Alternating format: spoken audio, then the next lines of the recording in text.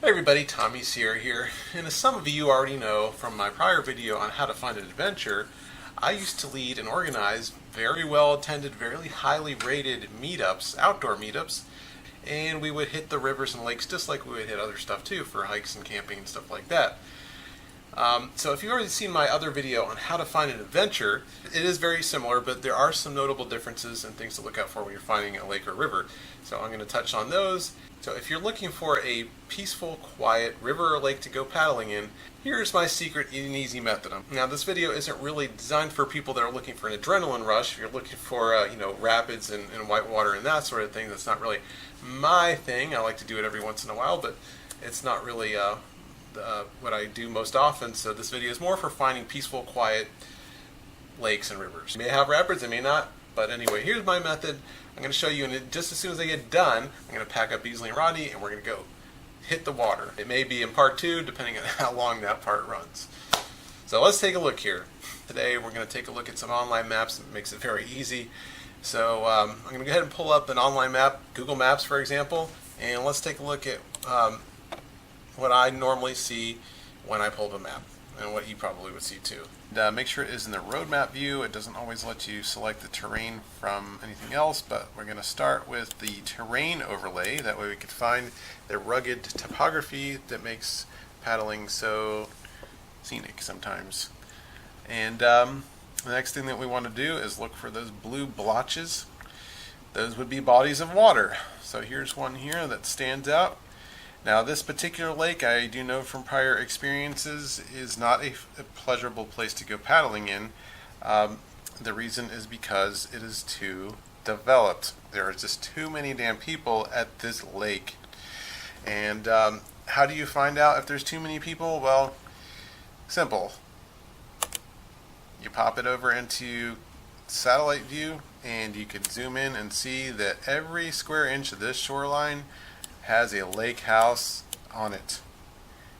They did not save 1 square inch of this lake to be free from development. Now, if you look at the size of this lake, it is a fairly big lake, but it's not for the amount of development and number of properties that line the entire shoreline of it. This is like going kayaking in a bathtub. I mean, there's just too many people in a relatively small body of water. So it makes for a very unpleasant paddle. Some of these lake houses are pretty big too, and with big houses usually comes big boats. Big boats come with big noise. So I don't really like to go paddling with a lot of motorboat traffic. I find that usually when you're in a lake like this, not only is there a lot of drunk people on boats, racing boats and things that just make an incredible amount of noise, and fumes and oil blotches and stuff in the water. This particular lake also has a lot of jet skiers, and there's even helicopters flying overhead, which is when they buzz you, it is just if I wanted that kind of thing, I'd go right around the corner. I don't need to go way up into the mountains to the people go to the mountains to get peace and quiet, and it's just what has happened to this lake is just a travesty. Sorry if you live there. Oh well. Anyway, so that's the thing that you want to look out for. You want to look for development. That way you don't end up in a bathtub. So let's see here. Let's find a river just for an example. Let's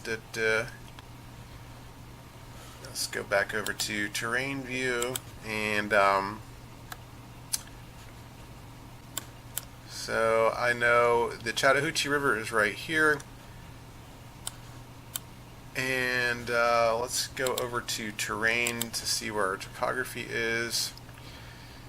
Green shaded area. Green shaded areas are usually a good sign that there isn't a lot of development, at least in it's usually a state park or something like that. Of course, the other lake is in a green shaded area. It is in a national forest, but as you may have known from my other videos, national forest does not mean it's all public land.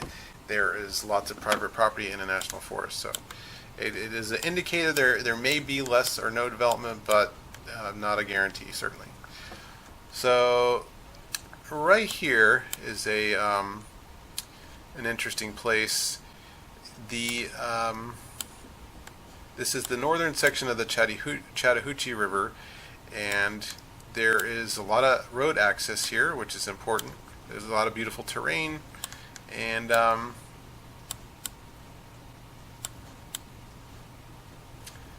as you can see, we are going to check for development, make sure there aren't houses and stuff dotting the coastline here, dotting the shoreline, and as you can see, it is completely free. Maybe not completely, but there isn't anything within this section here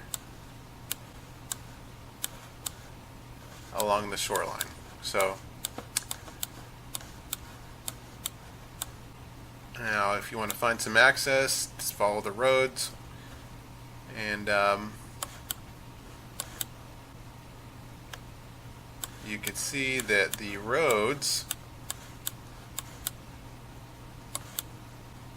will take you to a boat ramp over here, which is free to use, free to park, and easy place to launch your boat. And you can tell there's not a lot of rapids on this section of the river because it is, you can see from the satellite view, it's just not. There's no guarantees that it won't be too shallow. Seasonally it might be too shallow to paddle on. That's just the kind of thing that you're going to have to find out through visiting it. But anyway, that's one that I could tell that I would definitely visit. Now, there are some things that I would look for with rivers that I wouldn't normally look for with other adventures, such as sources of pollution. One of those sources of pollution that I tend to look for, just for primarily OCD reasons, if you will, is sewage treatment plants. Now, here's one right here, and there's a few reasons I tend to avoid these. Number one, they could be smelly places, and two, they take the treated sewage and they discharge it into the river, if it's along a river. And that's fine if it's treated sewage, but if it's not, in some cases there's heavy rains. I know farther south on this river there's sewage plants that regularly make headlines for having raw sewage leak into the river because of heavy rain. So I just tend to stay north of those if you could help it. It's you may not be as squeamish around human sewage as I am. Of course, I don't have a problem with sewage, untreated sewage from animals and wildlife and that sort of thing, as long as it's not livestock and chicken farms and all that stuff. But as long as the bacterial loads are reasonable, count me in. But I just tend to stay north of the sewage treatment plants. So let's try to find another one, and let's go back out to the road map view and have our terrain loaded up. And here's one. This is Lake Allatoona, and as you can see, it's got quite a few mountains here. It's got a state park, which is beneficial if you're looking for other things to do, maybe some camping, spend the night, make a weekend out of it. And of course, there's a lot of roads nearby. This is right outside of Atlanta, so could be a lot of development. Well, let's check our work and see. Now, the satellite view paints a pretty promising picture here. While there definitely is some development, particularly along the southern shores of the lake, it isn't.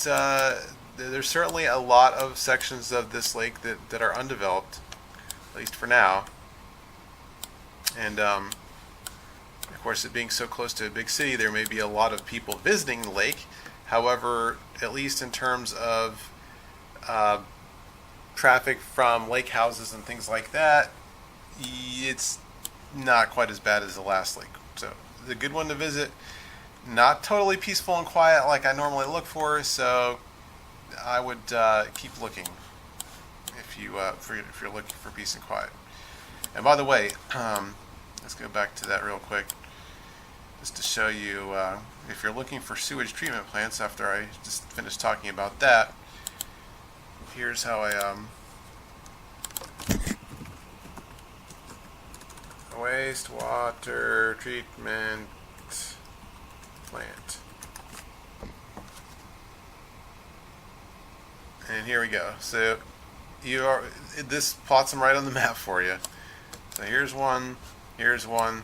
Now they're not right along the lake, and then this one here probably discharges its water into this creek. So I wouldn't worry about it. You know, it's out of the way, so I wouldn't consider that to be something to avoid necessarily. You'll really find that in any of the big lakes or rivers, just about anywhere, just as long as they're not right where you want to go paddling. Okay, so now that we've taken a look at a couple lakes, just for an example, let's get serious here and find one for today's paddle.